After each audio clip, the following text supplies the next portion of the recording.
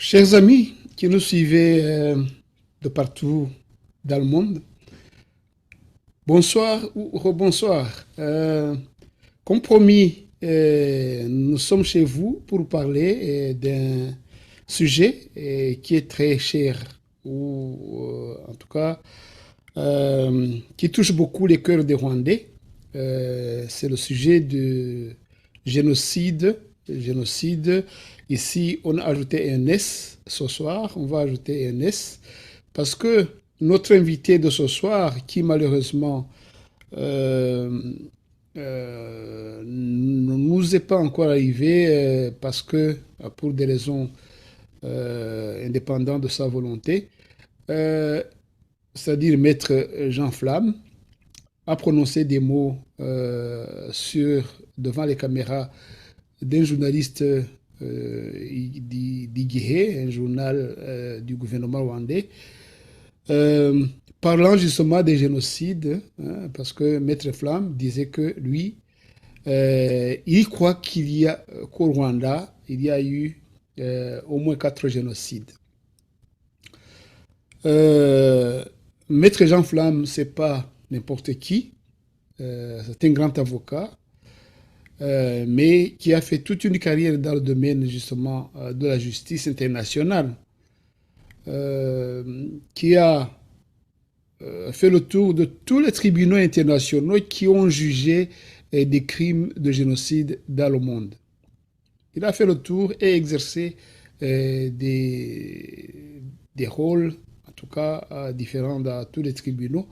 Donc, quand il parle qu'il y a eu au Rwanda plusieurs génocides, c'est en connaissance de cause, de par son expérience, de par sa connaissance du Rwanda et des problèmes rwandais. Voilà, mais comme il ne nous est pas encore arrivé, espérons qu'il arrivera. Je suis avec l'ambassadeur d'Eximana Jean-Marie Vianney qui, lui aussi, a beaucoup réfléchi, a beaucoup écrit des livres, a fait des recherches sur le génocide du Rwanda. Et lui aussi, en tout cas, qui croit qu'il y a au moins plus d'un génocide au Rwanda. Donc, nous avons la chance d'être avec lui ce soir pour justement qu'il nous parle de ce sujet, sur ce sujet. Ambassadeur d'Eximana Jean-Marie Vianney, Maître Jean Flamme n'est pas là, n'est pas encore là, mais vous avez entendu ses propos. Je ne sais pas si je dois vous les passer maintenant ou tout à l'heure, mais vous aussi, vous croyez qu'il y a eu, en tout cas, plus d'un génocide au Rwanda. Alors, peut-être que pour les commentaires, pour ceux qui n'ont pas vu ou entendu les paroles de Maître Flamme, même si malheureusement il n'est pas encore là, je pense sincèrement qu'il ne le sera pas aujourd'hui. Peut-être que vous pourriez projeter quelques phrases, pour que les gens sachent de quoi nous discutons. Même Oui, si je ne merci. voudrais pas trop me lancer dans le débat là-dessus, tant que Maître Flamme lui-même n'est pas là, quoi. Ce serait idéal, mais on peut au moins ébaucher des pistes d'échange quand il sera là. Tout à fait, tout à fait. Et j'accepte votre proposition donc d'écouter d'abord ses propos devant la caméra du journal Gué et puis commenter cela après. Vous avez entendu ce que j'ai dit. Pour moi, c'est un dossier fabriqué, un de plus, sur ordre du régime à Kigali. Le procureur fédéral belge suit aveuglément ce que Kigali lui demande de faire et défend donc les intérêts de l'État belge. Et ces intérêts, lesquels sont-ils?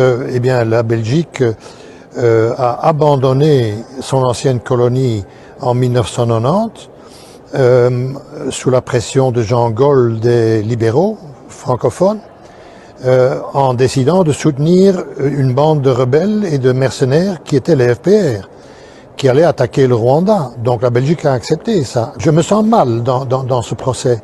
Eh bien, pour moi, il y en a 4 génocides depuis 1990. Le génocide contre les Hutus et les Twa, qui ont été environ vous serez d'accord avec moi, entièrement exterminés, les Touaregs. Personne n'en parle. Personne ne parle du génocide contre les Hutus, comme on ne parle pas des Palestiniens, par exemple, de ce qu'ils subissent depuis la Nakba et depuis des décennies.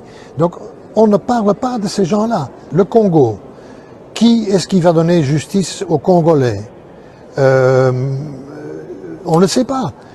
Et la communauté internationale, pour la qualifier ainsi, ne s'intéresse pas à ces gens-là. Je dois dire des Belges aussi, je n'aime pas de devoir le dire, parce que c'est mon pays, et je n'accepte pas que ce pays se comporte d'une telle façon, en abandonnant son ancienne colonie.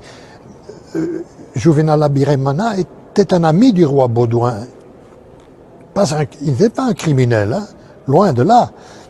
Il y avait un équilibre ethnique, plus ou moins, il y avait des problèmes, mais ce n'était pas un régime criminel qu'il fallait renverser. Eh bien, écoutez, je suis persuadé qu'il n'est pas possible de parler d'un génocide sans comprendre comment cela a pu arriver.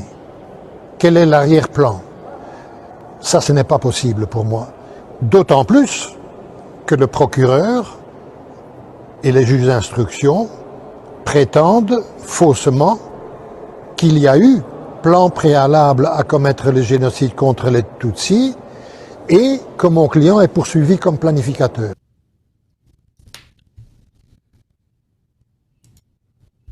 Voilà, ce sont les propres mots de Maître Jean Flamme.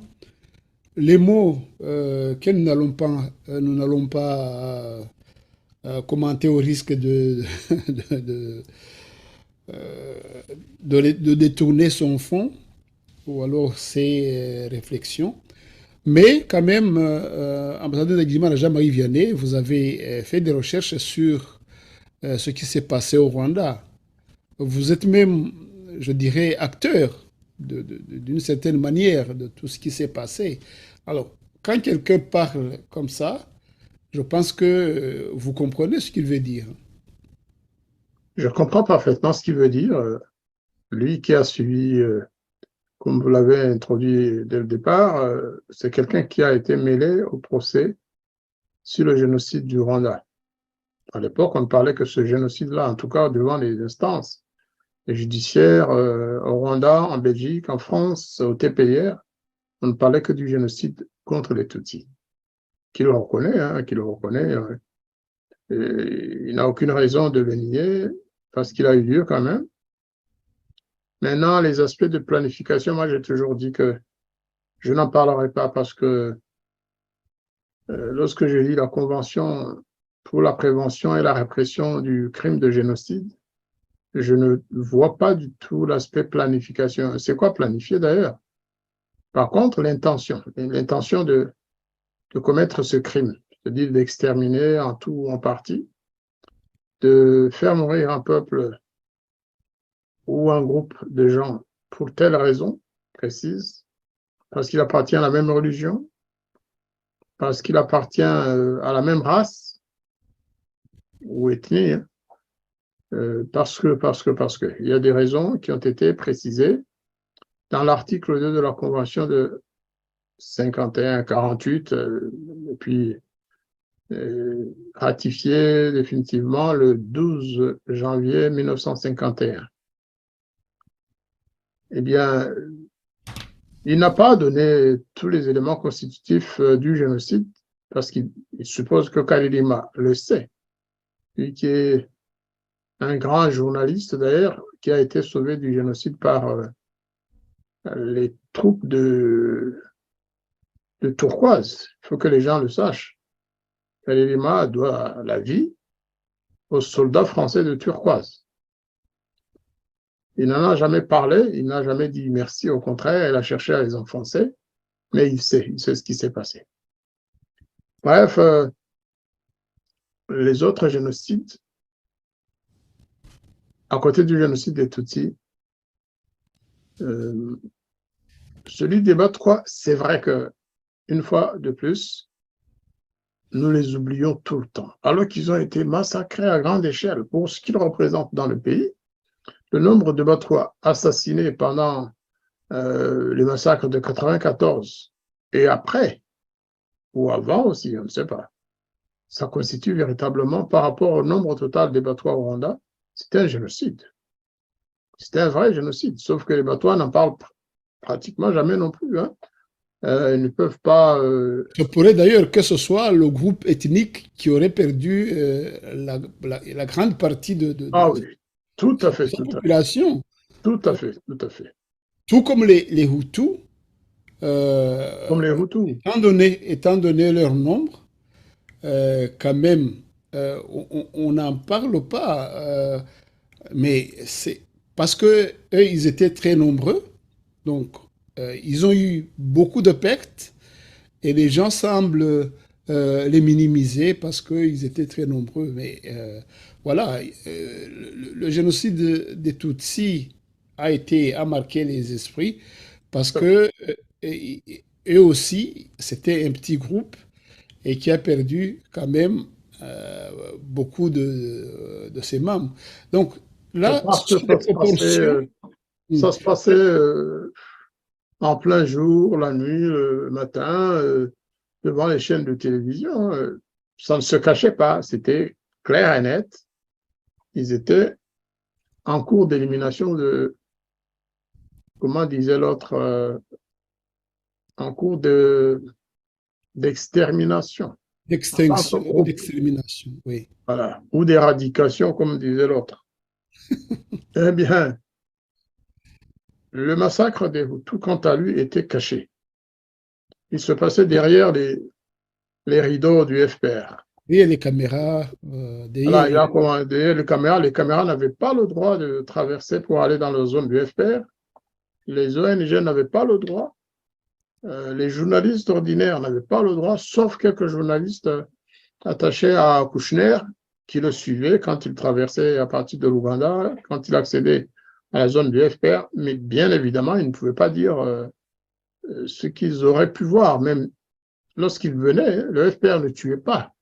Ouais.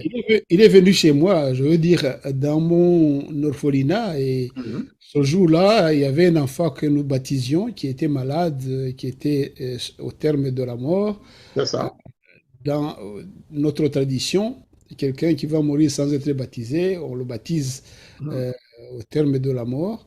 Et Kouchner, cet enfant a survécu et Kouchner s'était porté parrain Ah, pendant le baptême de cet enfant. J'ai oublié son prénom, euh, cet enfant, parce que ouais. j'avais... Il y avait des caméras peut-être aussi. Lui, il a peut-être des images. Il y avait des caméras, justement. Ah, ben, d'accord. Parce que nous, un jour de 92 ou 13, lorsqu'il était ministre de la Santé et des Affaires sociales, hein, il nous avait dit, j'accompagnais le ministre Casimir Bizimungu chez lui, chez Kouchner, dans son cabinet, et parce qu'on aurait aimé qu'ils viennent voir les réfugiés de Byumba qui étaient dans les camps des déplacés autour de Kigali. Et il nous a dit, en répondant au ministre Bizimungu, il a dit, écoute, cher ami, je ne peux pas venir au Rwanda parce que c'est un conflit qui n'est pas suffisamment médiatisé. Quand je suis allé en Somalie, il y avait toute la presse. Alors, comme pour dire, lorsqu'il y aura plus de massacres, lorsqu'il y aura des caméras, alors je viendrai. C'est Kouchner qui avait parlé, mais laissons Kouchner de côté. Il ne faut pas taper sur lui tout le temps. Mais enfin, en tout cas, il faut croire que Kouchner le sait. Et tous les autres aussi savent qu'il y a eu un génocide contre les Hutus. C'est une évidence. C'est une évidence. Le nombre, ça aussi, ce n'est pas une préoccupation majeure, même si la vérité doit être dite. Lorsqu'on nous dit aujourd'hui, officiellement, on dit qu'il y a eu plus d'1 million de Tutsis morts. Mais enfin, sincèrement, sans devoir chicaner sur les détails des chiffres, je voudrais savoir où ils ont tiré le million de Tutsis assassinés par les génocidaires. Il n'y avait pas 1 million de Tutsis au Rwanda en 1994. Il Mais faut qu'on le sache. ça faisait 3 ans, Mais, l'USAID, les Nations Unies, avaient fait un recensement général de la population. Tout à Et fait. ils avaient trouvé, je ne sais pas, 600 et quelques millions de Tutsis C'est au total. normal, c'est normal. On n'est pas obligé de grossir les chiffres pour prouver un génocide. On n'est pas obligé. Aujourd'hui, ils disent, non, écoutez, vous savez, il y a des rapports officiels. Je propose qu'on en parle un de ces 4 matins. Je voudrais bien venir pour exposer ce que je sais du rapport officiel sur le recensement sur le génocide des Tutsis. Un recensement qui a été officiel, qui a été organisé par l'État rwandais, le gouvernement rwandais, réfère en tout cas, Est-ce qu'il existe? Parce que bien sûr, personnellement, il a existé. je n'ai jamais entendu parler. Il a existé. Ceux qui ont travaillé dessus me l'ont dit et ils m'ont laissé des éléments. Et ce sont des gens qui sont à Kigali aujourd'hui, qui ont participé à cette opération de recensement, qui sont allés partout au Rwanda. C'était la première fois que le Rwanda utilisait des laptops pour un tel exercice. Et qui avait un réseau très, très fonctionnel parce que c'est les États-Unis, je pense, qui avaient donné, les Nations Unies, etc., le PNUD. Eh bien, toutes les équipes dans les 10 préfectures de l'époque, dans les 10 zones, plus Kigali Rural à l'époque, étaient couvertes par ces enquêteurs. Au Rwanda, ce n'est pas difficile de savoir qui est mort et qui n'est pas mort en ce moment-là. À l'époque, la plupart des Tutsis qui avaient survécu à ce génocide étaient au Rwanda. Ils n'étaient pas exilés lorsque ce recensement a été fait. Eh bien, ils allaient colline par colline, secteur par secteur, parce que ces subdivisions existaient encore, cellule par cellule. Vous savez, moi, je suis en France depuis toute cette période-là. Mais je sais qui est mort sur notre colline pendant la période du génocide. Je sais qui est mort et je sais qui a survécu. Je connais les rescapés Tutsis sur la colline de Gihango chez moi et de Mourou en face, parce que je me suis renseigné. A fortiori, en ce moment-là, puisque tout le monde se connaissait dans les secteurs, dans les cellules et sur les collines, les questions s'adressaient aux rescapés Tutsis en disant, est-ce que vous connaissez d'autres Tutsis qui ont survécu pour qu'on s'en occupe? Ils disaient, voilà, il y a tel, secteur par secteur, et tout ça a été noté sur les ordinateurs, sur les laptops. Et le soir, ils envoyaient le rapport à Kigali. Et le lendemain, ils poursuivaient dans le secteur voisin. Et à la fin, ils se sont retrouvés à Kigali de toutes les préfectures. Et ils ont fait la sommation de ce qu'ils avaient trouvé. Et ils ont consigné ça. Ça a été rassemblé quelque part. Et lorsque Kagame a appris ça, il a dit, convoquez-moi les chefs de ces équipes-là. Et on leur a intimé l'ordre de ne plus jamais parler de ce rapport. C'est on ce que leur je a dit, n'en parlez plus. disais, on n'en Voilà. parle Vous n'avez rien fait.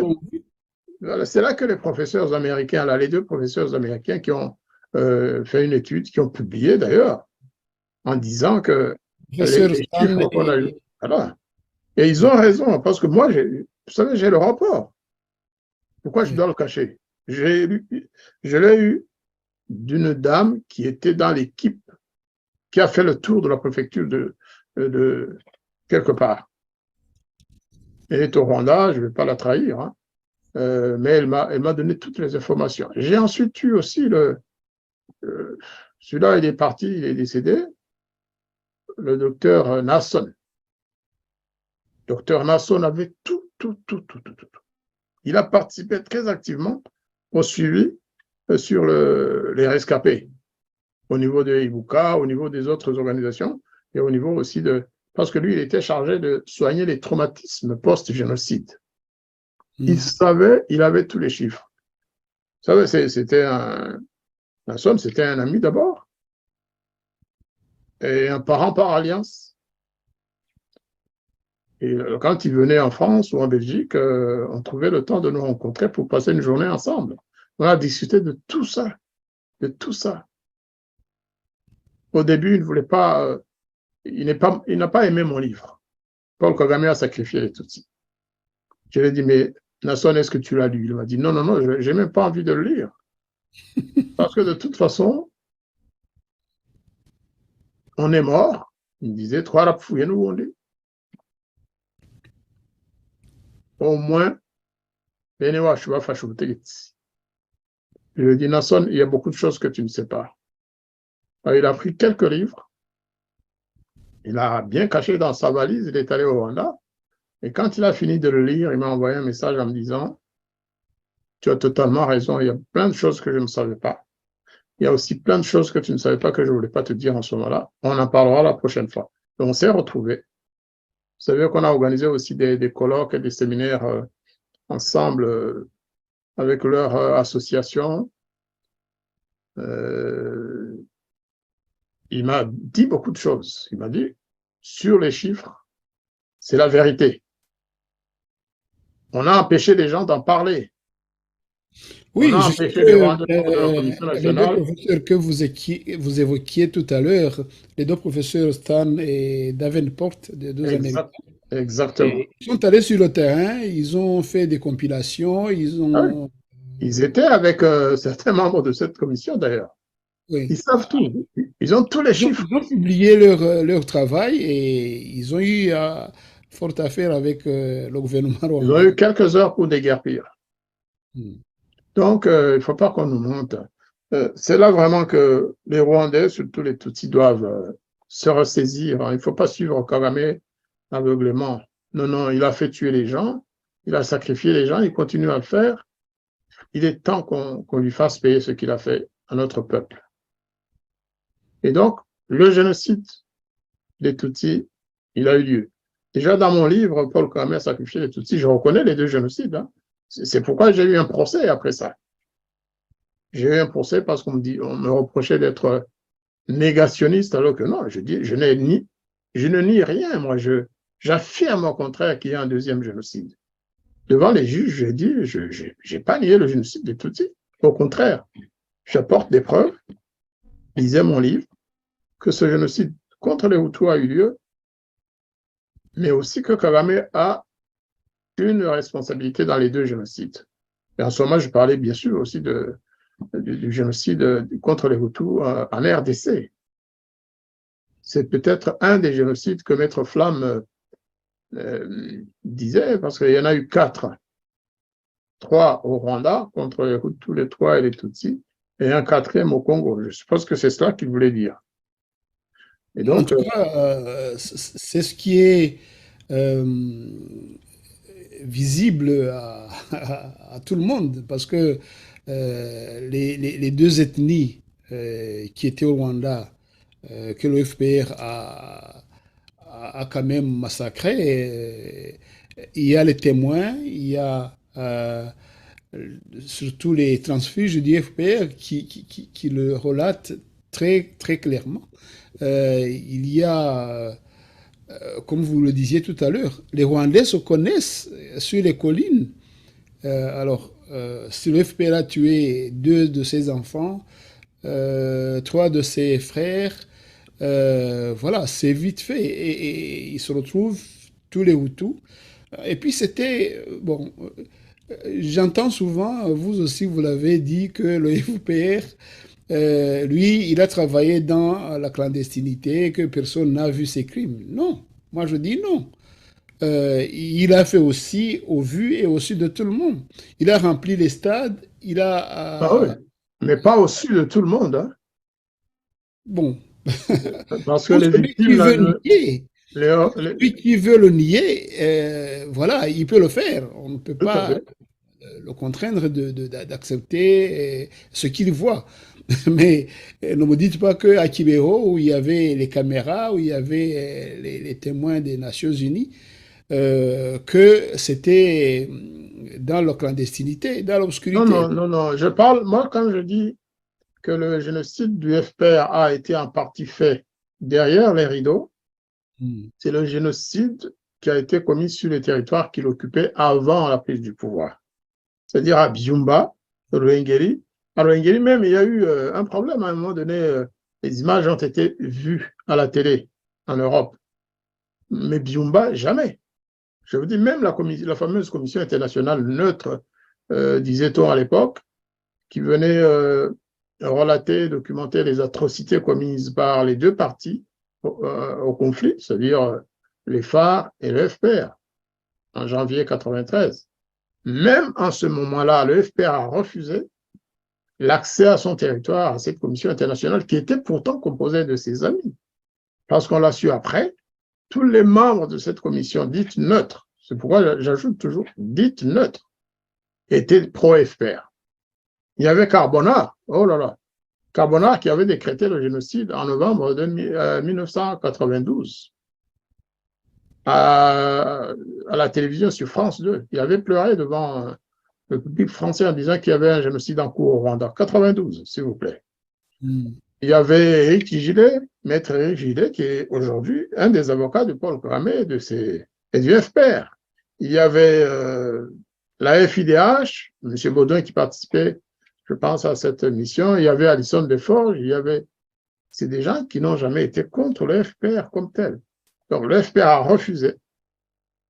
Matata était avec eux. Il peut vous raconter. Le FPR a refusé que des témoignages soient faits devant cette commission, alors que côté gouvernemental, le président Abiyarimana avait donné l'ordre de mettre à la disposition de cette commission tous les moyens dont ils avaient besoin. Les véhicules, l'essence dans les voitures ou les jeeps qui devaient Ils ont fait le tour du pays, comme ils voulaient, aux frais du gouvernement, non pas pour les corrompre, mais pour faciliter la tâche à cette... D'ailleurs, c'est les Nations Unies qui avaient demandé ça. Et le FPR a refusé même de les faire entrer.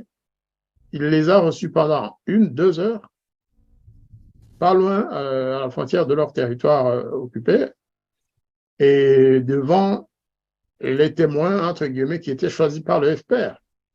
Il y avait des militaires armés qui avaient la caméra, qui filmaient tout. Comment voulez-vous qu'on parle ensuite de rapports ou de collecte de données, de documentation sur les massacres comme par le FPR? C'est pas possible. Parce que quand ils ont documenté les crimes ou les atrocités commises du côté gouvernemental, il n'y avait pas ni les FARC, il n'y avait pas ni les chefs des miliciens, ni le gouvernement, non. C'était juste les membres de cette commission, plus des Rwandais, dont Joseph Matata, qui était là pour les guider aussi, pour leur montrer où vous pouvez être, voilà, c'est pas... Et heureusement qu'il a été là, qu'il les a suivis, qu'il a tout vu, et qu'aujourd'hui, il peut témoigner. Sinon, on nous prendrait pour des menteurs. Le génocide des Hutus, il est devenu patent à partir du jour où un rapport du Haut Commissariat aux réfugiés a été, pas publié, mais rendu public par voie de presse, c'est-à-dire le rapport Gersony, en septembre 1994. C'est là que tout a commencé à sortir. Même si les gens savaient, hein, comme vous dites, hein, il y a des gens qui avaient assisté à des massacres. Une année après, évidemment, c'était le grand cinéma. C'était Hollywood en plus cruel. C'était terrible. Et oui. Ensuite, c'est le Rwanda, c'est le Congo, c'est le Zaïre. Donc là, ils ne peuvent même pas nier. Ce qui est contradictoire, ce qui est quand même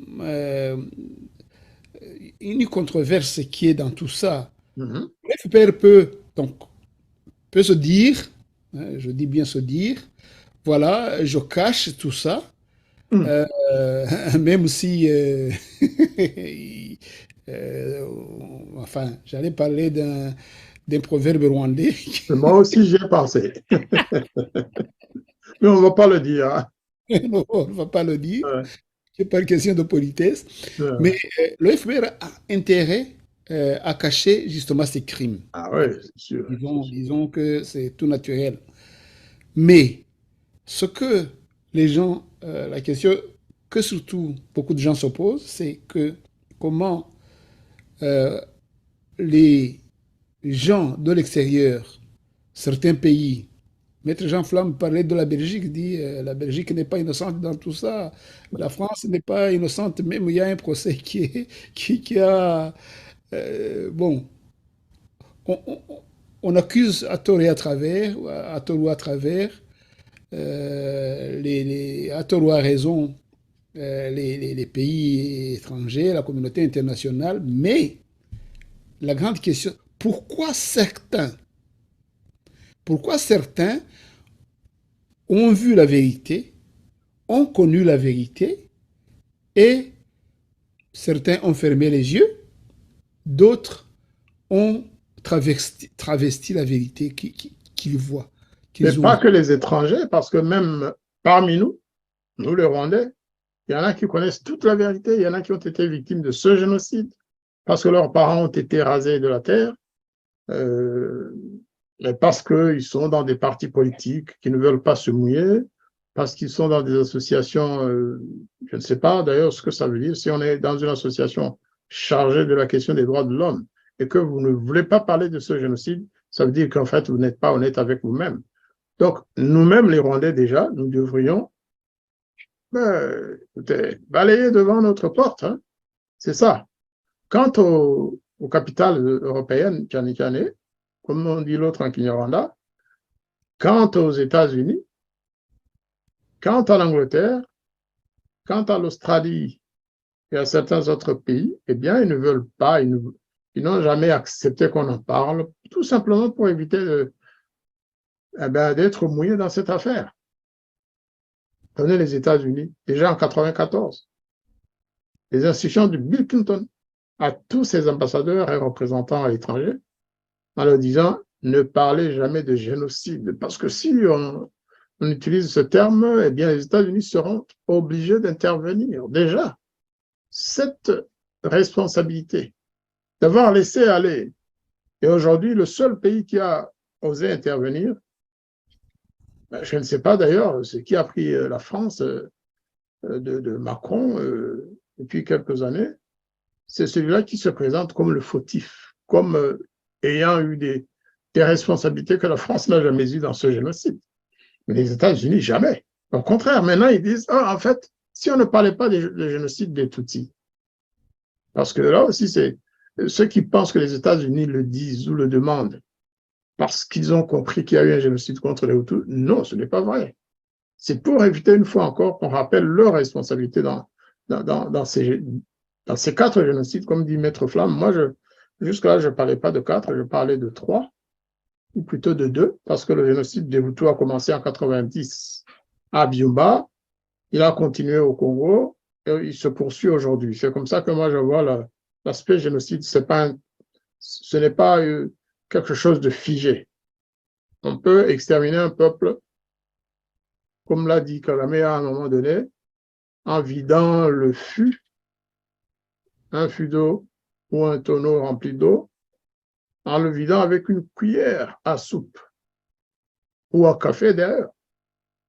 Celui-là, je l'appelle un génocide, un seul, qui a eu comme territoire, voilà, qui s'est commis au Rwanda et en RDC ex-Zaïre. Pour moi, c'est un seul génocide. Il ne faut pas non plus saucissonner les génocides. Non, non, c'est le même auteur, le FPR, qui a commencé en 90, qui a tué au Rwanda les Hutus, qui les a massacrés parce qu'ils étaient Hutus, qui les a poursuivis au Congo. Donc, on ne va pas diviser le génocide en deux parce qu'ils ont traversé la frontière. Je crois que vous avez raison, parce que même le génocide des Arméniens ne s'est pas passé En dans un un jour. territoire. Il y a eu différents endroits, oui. Même le génocide des Juifs, il s'est passé en Allemagne, il s'est passé en France, il s'est passé en Pologne, il s'est passé dans d'autres pays.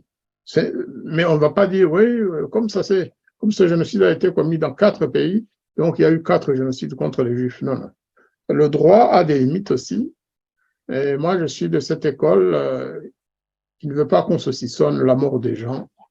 On a tué les Hutus parce qu'ils étaient Hutus au Rwanda et au Congo, ex-Zaïre. Donc pour moi, c'est un génocide. Mais ce n'est pas le plus important. Je pense qu'on est d'accord avec Maître Flamme. Au moins, il reconnaît que ça constitue un ou des génocides. C'est ça l'essentiel. Maintenant, quand nous insistons, là, je vais parler au nom des bâtisseurs du pont interrwandais, Rwanda Bridge Builders, qu'on appelle ainsi ABB. Si nous avons insisté pour prendre cette décision de reconnaissance du génocide contre les Hutus, un seul génocide contre les Hutus depuis 90 et qui se poursuit aujourd'hui, ce n'est pas pour égaliser, ce n'est pas pour... non, pas du tout. C'est une question de droit et de justice. C'est une question aussi de traitement égal de tous les Rwandais. Demain, on pense à demain, nos enfants, nos petits-enfants, qui vont garder cette affirmation dans leur tête que il y a eu un génocide contre les Tutsis, oui, c'est vrai, mais qu'il est interdit de parler des Hutus morts. Vous imaginez un peuple qui vit dans cette hantise de vouloir dire la vérité, mais on dit non, non, non, non, non. En ce qui vous concerne, on ne dit rien. Vous n'êtes pas des êtres humains, en fait. Donc, on ne le fait pas par obsession terminologique ou juridique. C'est pas par juridisme non plus. Il y a d'autres écoles qui disent que il faut d'abord prouver la planification. Nous, on ne reconnaît pas cette notion de planification. Dans la Convention internationale, on parle d'intention. Et l'intention, on la prouve. C'est un faisceau d'éléments qui prouve qu'il y a eu l'intention d'exterminer un peuple. Et nous les avons, ces éléments. Ces faisceaux, nous les avons. Et donc, la planification, c'est plus quelque chose d'aggravant. Si on prouve vraiment qu'il y a eu une planification, vous savez, le génocide des Tutsis qui se faisait en plein air, on n'a jamais prouvé qu'il y ait eu planification. Et je crois qu'il n'y en a pas. Même au tribunal pénal international pour le Rwanda, à Arusha, ils ont creusé pour pouvoir prouver cet élément de planification. Non. Ils n'ont pas trouvé. Ils n'ont pas trouvé, mais ça n'empêche pas qu'il y ait un génocide. Il ne manquait pas les moyens, ces gens-là, pour... non, non, tout à fait. J'allais vous poser une petite question pour conclure, parce que nous allons clôturer notre émission ici, de l'appellation, justement, qui est en vogue, qui est dans tous les archives, par-ci, par-là, dans le monde, et une appellation qui est contestée par certains, vous en avez parlé, certains se sentent coupables et se cachent derrière ces appellations. Pour ne pas répondre à certaines responsabilités. Ça, c'est vrai. Mais si vous pouvez compléter parce que cette appellation que les gens, certains, ils s'octroient à cette appellation, d'autres disent, voilà, nous, on ne l'accepte pas. Est-ce que le génocide, c'est l'appellation? Quelle est vraiment la valeur de l'appellation dans un génocide? Vous en avez peut-être discuter et chercher à comprendre, vous qui faites des recherches sur des génocides. Mais moi, enfin, comme pour beaucoup de gens, je n'ai pas trouvé la valeur de l'appellation dans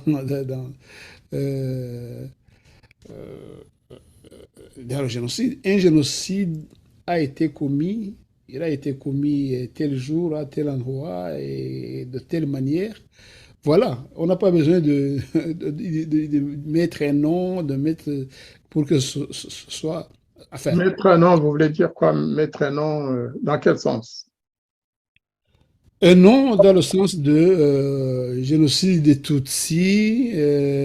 Ah si, il faut. Les autres absolument, il faut... vous savez, la première chose, lorsqu'on veut prouver un génocide, la première chose à faire, c'est d'identifier les victimes des actes qui sont répertoriés dans l'article 2 de la Convention internationale pour la prévention et la répression du génocide. C'est la première chose à faire. Est-ce qu'il y a eu des meurtres? Est-ce qu'il y a eu des traitements qui ont fait qu'un peuple a disparu ou a failli disparaître? Est-ce qu'il y a eu détournement d'enfants d'un groupe vers un autre pour faire disparaître l'autre groupe? Il faut déterminer chaque fois le groupe en question. Parce que lorsque vous parlez du principe, hein, donc vous parlez du principe. Oui, c'est clair et net. Et moi, je vous parle du Rwanda. Même parce que si vous allez appliquer ce principe au Rwanda, pendant qu'on massacrait les Tutsis, on massacrait aussi les Hutus. C'est ça la complication. On les massacrait pourquoi? Qu'il y a. Bon, il n'y a pas de raison de massacrer un peuple. Non, non, non. Les raisons, c'est ceux qui le font. Ceux qui ont tué les Tutsis, ils disaient qu'ils les tuaient parce qu'ils étaient Tutsis. Ils ont tué les Tutsis parce qu'ils voulaient tuer les Tutsis. Ceux qui ont tué les Voilà. Hutus, et que, Mais ils ont tué aussi des Hutus qu'ils considéraient comme des complices. oui. Ils ne les ont pas tués parce qu'ils étaient Hutus. Si, il y a quand même ceux qui ont été Non, tués. le FPR a tué les Hutus Peut-être parce du qu'ils étaient FPR. Hutus. Ça, Oui. c'est autre chose. Mais ceux qui ont été tués du côté de ceux, justement, ceux qui tuaient les Tutsis, quelque part, ceux qui ont commis le génocide des Tutsis, d'après vous, ils tuaient les Hutus, pourquoi? Oui, parce qu'ils étaient des Hutus. Ah non, non, non, non. Parce qu'ils étaient des Hutus qui défendaient les Tutsis. Voilà. Donc, mais pas parce qu'ils étaient Hutus. Ils n'avaient pas l'intention d'exterminer Non, les pas Hutus. parce qu'ils étaient Tutsis, non. Ils ont été tués parce que c'était des Hutus qui défendaient Voilà, ils ont été Tutsis. tués occasionnellement par ceux qui poursuivaient les Tutsis, mais pas parce qu'ils étaient Hutus. Vous voyez la différence. Donc, ils les ont tués parce qu'ils défendaient les Tutsis, ou parce qu'ils étaient tièdes, ou parce qu'ils ne soutenaient pas le massacre des Tutsis. Et ce n'est pas la même chose. Ce n'est pas la même chose. Le FPR aussi a tué des Tutsis. Vous avez raison, je suis d'accord avec vous. Mais ouais, Ce n'est pas la même chose. ce n'est pas la même chose. L'intention, l'élément essentiel, c'est l'intention de faire disparaître un groupe en tout ou en partie. Ceux qui massacraient les Tutsis n'ont jamais eu l'intention de punir les Hutus. Ils punissaient les Hutus pour des raisons politiques. Alors, justement, pourquoi il y en a de ceux qui sont enfin, des pays étrangers de la communauté internationale qui amènent la polémique, justement, comme quoi, non, au Rwanda, il y a eu seulement un génocide contre les Tutsis. Et les autres disent non, ce n'était pas un génocide contre les Tutsis seulement, il y a eu les Hutus. Et donc, disons, les génocides des C'est pour des Rwandais. raisons politiques et diplomatiques. Vous savez, j'ai entendu cette phrase pour la première fois début octobre 1994 dans le bureau de monsieur, comment il s'appelait, celui qui était secrétaire d'État pour l'Afrique aux États-Unis, un secrétaire d'État américain, adjoint pour l'Afrique, Mose. Après avoir bargainé, discuté avec Pasteur Bizimungu, qui disait il ne faut pas accepter ce rapport des Nations Unies de M. Garçonni, il ne faut pas. Alors Mousse lui a dit, parce que c'était un grand diplomate, c'est le premier grand diplomate noir que j'ai connu, il lui a dit, écoutez, Monsieur le Président, ben, écoutez, vous nous demandez de vous aider, mais vous allez donner quoi? Comme ça, hein? J'étais là, à côté du président. Il a dit, aidez-nous à vous aider. Et le président Bizimungu a dit, qu'est-ce que vous voulez dire? Le secrétaire d'État adjoint américain lui a dit, arrêtez les massacres actuels. C'est-à-dire, en fait, arrêtez le génocide qui a commencé, parce que lui croyait que c'était les massacres contenus dans le rapport Gersony qui constituaient le début du génocide. Mais il savait aussi que à Byumba, le génocide avait commencé depuis 1990. Certainement, il le savait. Parce que Alison Desforges, qui était quand même très proche du gouvernement américain, du Pentagone et de la Maison-Blanche et de partout, Alison Desforges venait de sortir un rapport le 20 septembre 1994. C'est le premier rapport de taille et d'importance qui est sorti sur les crimes commis par le FPR au Rwanda après la prise du pouvoir par Kagame. Et donc, Mose dit à Pasteur Bizimungu, aidez-nous à vous aider. Le pasteur dit, pourquoi et comment? Il a dit, arrêtez les massacres et nous allons bloquer le rapport Gersony. C'est-à-dire, s'il n'y a plus de massacres, celui-là ne sortira pas. Parce que Bizimungu, sa préoccupation, c'était si vous acceptez que ce rapport sorte, nous aurons des soucis en tant que gouvernement et l'instabilité va reprendre. Moi, j'avais fait mon devoir le 24 septembre, le rapport Garçonni, avec ma complice Alison Desforges. On l'avait refilé au Washington Post et à New York Times, qui avait publié ça. Et donc, ça avait créé une psychose à Kigali, donc, en disant, nous venons de dire que nous avons combattu les génocidaires et nous voilà remis dans le même sac que les génocidaires, nous voilà concernés, accusés, seulement 2 mois après. Vous voyez, en fait, c'est tout un débat extraordinaire. Et en 2014 ou 15, je ne sais plus, j'oublie souvent l'année où nous avons tenu ce colloque à La Haye. Il y avait plein de spécialistes, des spécialistes du droit. Pour la Belgique, il y avait l'ambassadeur Suinen, je crois, il y avait le professeur Reichens. En France, il y avait Guichawa, il y avait moi qui était aussi considéré comme expert, excusez-moi, du peu, et beaucoup d'autres. Il y avait le général Dallaire, il y avait son adjoint ghanéen, le général, comment il s'appelait là, le ghanéen, un grand général et gros. Et on a fait le tour de table. Il y avait aussi une délégation de Kigali qui était conduite par Biziman, agent Damascène d'ailleurs, qui comprenait aussi Patrick Mazimpaka. Mazimpaka qui m'a dit un jour, fais attention, ils sont en train de surveiller ta chambre. Il m'a dit ça, Patrick Mazimpaka. À l'hôtel où nous étions, il m'a dit, ils sont en train de chercher à connaître le numéro de votre chambre. J'ai déménagé 3 fois pendant les 3 jours où je participais à ce colloque. Pour vous dire que ce n'est pas d'aujourd'hui qu'on nous chasse, qu'on cherche à nous tuer ou à nous nuire. Et donc, pendant ce colloque, cette conférence internationale sur la justice, la question c'était pourquoi la communauté internationale n'a rien fait pour arrêter les massacres du Rwanda. C'était là le thème central. Bien sûr, Bizimana, qui conduisait la délégation rwandaise, il n'a pas été capable de dire quoi que sauf la rengaine habituelle, le génocide, c'est les Hutus qui n'aiment pas les Tutsis, c'est ceci, c'est cela. Et à un moment donné, j'ai introduit le sujet du sacrifice que le FPR, Kagame, avait sacrifié les Tutsis. Je crois que le livre venait de sortir ou est sorti après, je ne sais plus. Toujours est-il que même Dallaire, pendant cette conférence internationale, Dallaire a pris la parole. Il a confirmé l'entretien qu'il avait eu avec Paul Kagame pendant les massacres. Je pense que c'était courant avril ou mai, lorsque Kagame lui a dit, écoutez, général, ne me demandez surtout pas d'arrêter la guerre. Vous me dites que les phares veulent qu'on aille travailler ensemble pour arrêter les massacres. Eh bien, moi, je n'en veux pas. Et Dallaire lui dit, mais général, vous êtes quand même un stratège. Vous savez bien que si vous envoyez un groupe qui travaille avec les phares, ça m'aurait étonné que Kagame accepte. Ça m'aurait étonné que Kagame accepte. Il a écrit dans son livre, j'ai serré la main du venait d'envoyer, si c'est au fin avril, il venait d'envoyer une lettre aux Nations Unies pour d'envoyer des renforts pour arrêter les massacres.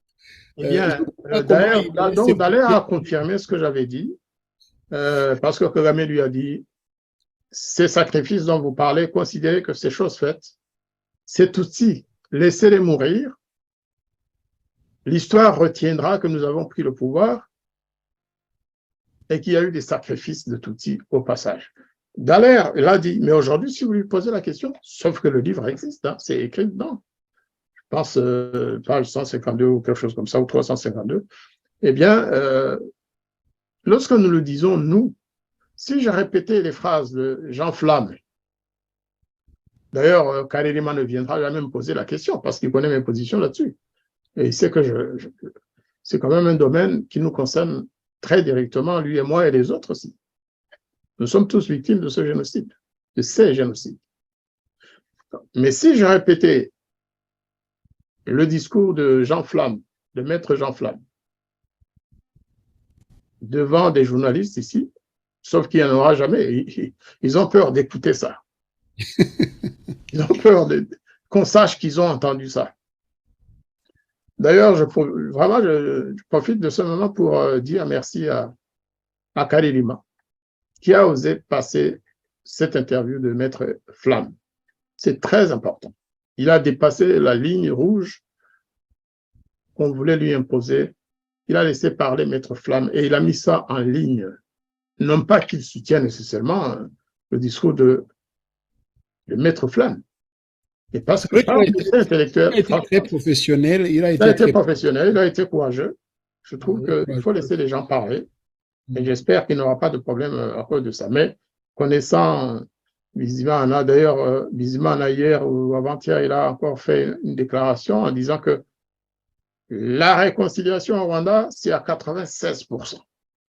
Que les méchants qui sont en Europe, qui disent que la réconciliation n'est pas parfaite, que c'est des menteurs, que c'est des envieux, des jaloux. Monsieur le ministre, salut, mais vous avez menti une fois de plus. Donc, je vais conclure sur le génocide. Une fois encore, lorsque nous disons qu'il y a eu un génocide contre les Hutus, nous le mettons sur le compte du Front patriotique rwandais de son armée APR, aujourd'hui RDF, et non pas sur le dos des Tutsis du Rwanda, pas du tout. Les Tutsis n'ont jamais demandé à Kagame d'aller massacrer les Hutus. Comme les Hutus... Les Hutus n'ont jamais demandé à ceux, aux massacreurs des Tutsis, ils n'ont jamais mandaté ces gens pour aller tuer nos parents. C'est une évidence. Que ce soit clair, dire qu'il y a eu un génocide contre les Tutsis, ce n'est pas accuser les Hutus de l'avoir commis. C'est quelques Hutus avec des Tutsis d'ailleurs, avec des Tutsis qui étaient avec eux. Robert Kajuga, c'était le président des Interahamwe, on ne le lira jamais. C'était le président des Interahamwe. Il y avait d'autres Tutsis peut-être dans le groupe, certainement d'ailleurs, qui ont participé au génocide. Pourquoi? Pour quelle raison? Je ne sais pas. Dans l'autre côté, il y avait aussi les Kanyarengwe et autres qui ne participaient peut-être pas, mais ils étaient dans le groupe de tête du FPR qui massacrait les Hutus. Donc, ce n'est pas accuser les Tutsis que d'affirmer que le FPR a commis un génocide contre les Hutus. Que les Tutsis soient tranquilles, que les Hutus soient tranquilles. Celui qui veut commettre des amalgames, des globalisations qui n'ont aucune justification, celui-là ne passera pas. Parce que le peuple va se saisir de cette question un jour ou l'autre. Il y a beaucoup de Tutsis aujourd'hui qui disent, mais en fait, ils nous ont eu, ces gens du FPR. J'ai écouté l'autre jour la belle-sœur d'Assina Paul, celle qui est au Canada. Elle a fait un discours extraordinaire en disant, mais si on avait su tout ça avant, on n'aurait même pas soutenu le FPR. Et beaucoup de Tutsis aujourd'hui, même ceux de l'association Igichumbi, des anciens d'Ibuka, ils disent, mais le FPR s'est moqué du monde. Et avant tout, des victimes, des parents des victimes. Aujourd'hui encore, le FPR est en train de massacrer des Tutsis par centaines, par milliers. Pourquoi? Juste pour garder le pouvoir, parce qu'ils considèrent que les Tutsis de l'intérieur, d'ailleurs, les rescapés Tutsis, c'est ceux qui étaient au Rwanda avant 1994. Le temps, c'est le meilleur allié de la vérité. Tout à fait, tout à fait. La vérité vient. Les mensonges, chaque fois, échouent devant le temps. Je suis certain qu'un jour, ceux qui affirment qu'il y a eu un génocide contre les Hutus et contre les Tutsis, parce que, par exemple, nous, au sein de RBB, les bâtisseurs du pont interrwandais, nous reconnaissons les deux génocides. Il y a d'autres qui sont dans Ibuka ou dans Igichumbi, qui bien sûr reconnaissent, parce que ce sont des rescapés de ce génocide, le génocide contre les Tutsis. Il faudrait juste un petit pas pour que sur un pont, qu'on se retrouve quelque part et qu'on en discute, qu'on leur dise, les gars, ce n'est pas vous qui êtes concernés, c'est le FPR. Même ceux d'entre vous qui étaient membres du FPR, s'ils n'ont pas assassiné des Hutus, qui viennent dans les studios de Radio Rumuri, nous discutons clairement de tout ce qui s'est passé, sans tabou, sans arrière-pensée. Je pense que le Radio Rumuri, le CCSR, c'est le terrain par excellence, avec bien sûr RBB, parce que pour rassembler toutes ces idées, faire rencontrer toutes ces personnes pour dire la vérité. Et la vérité aboutira à cela. c'est qu'il y a eu un génocide contre les Tutsis, c'est qu'il y a eu un génocide contre les Hutus qui se poursuit aujourd'hui, y compris en RDC d'ailleurs, les Hutus congolais. Et les Congolais. Concluons, ambassadeur Jean-Marie Voilà, on Vianney. conclut, parce que si on commence à parler de ce sujet, c'est jusqu'à 2 heures du matin. Oui, je sais. Concluons par quelques phrases, si vous voulez bien, pour parler justement de cette de ces frustrations qui sont créées par la non-reconnaissance de certaines souffrances des Rwandais, de certains groupes, l'extra-reconnaissance des souffrances des nôtres. C'est quelque chose de très grave que beaucoup de gens semblent ignorer et qui pourrait être vraiment on parlait de la préparation ou alors de l'intention de commettre un génocide. Mais ça, moi, je dis que c'est la préparation d'un futur génocide parce que quand on prend une partie de la population et qu'on la surprotège et qu'on lui donne tout ce qu'il faut et une autre partie, on l'opprime, on tue dans cette... ces non-droits, je pense que c'est une bonne préparation d'un génocide pour le futur, pour nos enfants, pour nos petits-enfants. Concluons sur cette réflexion en quelques phrases, ambassadeur Guillemard Jean-Marie Vianney. Vous avez pleinement raison, parce que lorsqu'un gouvernement, un régime, veut convaincre une population, une partie de sa population, qu'elle n'a aucune valeur, qu'elle n'a même pas le droit à la mémoire des siens, qu'elle n'a pas le droit de commémorer ou même de rendre hommage aux morts de sa famille. Karasirane est l'exemple aimable. Lui, il est en prison tout simplement parce qu'il a révélé que le FPR avait assassiné ses parents. Il y en a beaucoup d'autres. Pensez à 6 millions de Hutus qui courent à travers le monde, qui ont perdu leurs parents, leurs enfants, leurs frères, sœurs, qu'on poursuit à l'étranger pour les tuer. Et en leur disant, de toute façon, vous êtes des chiens. Nous vous avons asservi pendant 400 ans, sinon plus. Fermez votre bouche, ne parlez plus de rien, vous n'avez droit à rien. Mais comment éviter autrement la haine? Ce n'est pas possible. Ils sont en train d'ensemencer quoi? Vraiment. Ils injectent la haine dans les esprits. Moi, je n'ai jamais connu ça avant. Même à l'époque des Ignési, dans les années 63, 4, 5, 7, 8, on n'a jamais ensemencé comme ça. On n'a jamais demandé à la population de haïr les Tutsis ou de les mépriser autant. Il y a eu des cas. Il y a eu des massacres des Tutsis dans le pays. C'est ce que disait Maître Flamme dans ses propos. Il dit, mais Habyarimana qu'on a diabolisé, mais il n'a jamais été aussi criminel que... Non, même pas. Mais que le sont, lui, on lui a dit des choses aussi. Parfois, il utilise une terminologie qui n'est pas la bonne. Il dit qu'il n'a jamais été aussi criminel. Habyarimana a provoqué, le président Habyarimana a sans doute commis des crimes en 1973 et suivant jusqu'en 76-17 contre les personnalités politiques Hutus.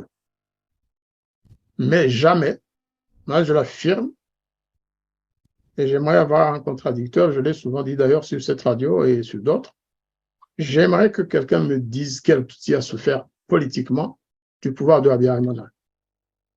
Ce qu'on appelle aujourd'hui discrimination, vous savez, il n'y a pas que les Tutsis qui avaient des problèmes au niveau de l'administration ou des écoles ou ailleurs. Mais jamais, un Tutsi n'a jamais souffert, n'a jamais été persécuté pour des raisons politiques dans ce pays sous Habyarimana. Jamais. Jamais. Comme on donne un seul nom d'un Tutsi qui aurait été mis en prison par Habyarimana ou par son régime parce qu'il était Tutsi. Moi, je n'en connais pas. C'est Kagame qui aurait été mis en prison le premier parce qu'il Il venait au Rwanda quand il voulait, pour rendre visite à sa tante. sa tante. Donc, il faut vraiment qu'on... D'ailleurs, sur ce sujet-là, il faut qu'on prenne notre courage en main. Vous savez, nous censurons. Et les Rwandais, nous sommes spécialistes aussi de l'autocensure. On n'ose pas parler du régime de Kayibanda parce que ce n'est pas bien, c'est quand même le père fondateur de notre République. On n'ose pas parler de Habyarimana parce que oui, ça ferait mal à certains. Mais le jour où il sera question de parler d'histoire entre nous, il faut absolument le faire. Mais ça sert à quoi aujourd'hui? Moi, je ne suis pas de ceux qui vont commencer à taper sur Habyarimana ou sur Kayibanda. Jamais. Juste pour faire plaisir à Kagame. Jamais. Ce n'est pas le moment. Ce n'est pas Non, le ils ne sont pas des saints, ils sont pas des saints, mais Pas du tout. il faut mettre Mais j'ai autre chose à faire. Je m'occupe pour l'instant de prouver que les Hutus sont des êtres humains, qu'ils ont subi un génocide, mais qu'on leur a retiré tous les droits que devrait posséder un homme. Ils n'ont pas le droit de souffrir, ils n'ont pas le droit de pleurer en public, ils n'ont pas le droit de célébrer leurs parents massacrés ou morts, même morts naturels. Hein. Au Rwanda, vous ne pouvez pas organiser une commémoration pour un groupe de Hutus tués par les Interahamwe. Hein. Non, non, non, parce que de fil en aiguille, ils vont dire, bah, tiens, et demain, ils vont parler des Hutus tués par nous, par le FPR. C'est ça la vraie question. C'est ça le piège. C'est ça la mine. C'est ça la bombe explosive qui va nous emporter tous demain. Ces frustrations, comme vous l'avez dit, c'est vraiment une bombe à retardement. Nous devons y veiller, nous devons en discuter. Nous devons trouver les moyens d'obtenir un consensus national, au moins à notre niveau de réfugiés rwandais, Hutus, Tutsis, Batwa. Trouver un consensus, sans blesser les autres, mais dire la vérité quand même. Parce que c'est un bien commun à tous les Rwandais, la vérité et la justice. Merci beaucoup. Il faudra désamorcer. C'est nous qui vous remercions, ambassadeur Ndagijimana Jean-Marie Vianney, de nous avoir accordé votre soirée. L'autre invité qui n'a pas été ici, mais il nous a été quand même utile parce que il nous a entraîné à parler encore une fois, à réfléchir encore une fois. Donc, même sans sa présence, il a joué un rôle dans cette émission et nous lui en remercions Tout à vraiment. fait. Et nous espérons que nous trouverons le temps aussi de l'écouter dans nos studios devant nos caméras. Voilà. Laissez-moi vous souhaiter une excellente soirée chez vous à Orléans et passez le bonjour ou le bonsoir à tous les Orléanais. Et voilà, vous êtes toujours le bienvenu sur Radio Urumuri. Merci beaucoup de votre présence et de votre disponibilité. À vous de même, et bien sûr, je vous souhaite une bonne semaine et je salue tous nos téléspectateurs et je les encourage vivement à suivre Radio Urumuri ainsi que nos autres médias militants parce que cela vaut la peine. Ce que nous faisons, c'est très dangereux. Hein. Si vous saviez ce qui se passe derrière notre dos, des gens qui nous suivent, des gens qui veulent nous faire du mal, mais on le fera. Ce n'est pas ceux-là qui vont nous empêcher de dire la vérité. Et donc, je remercie tout le monde et à très bientôt pour une émission sur le même sujet, peut-être lorsque Maître Flamme sera disponible. Moi, je suis prêt à venir l'encourager. Au revoir, à très bientôt, ambassadeur Ndagijimana Jean-Marie Vianney. Au revoir, cher frère Aloïse.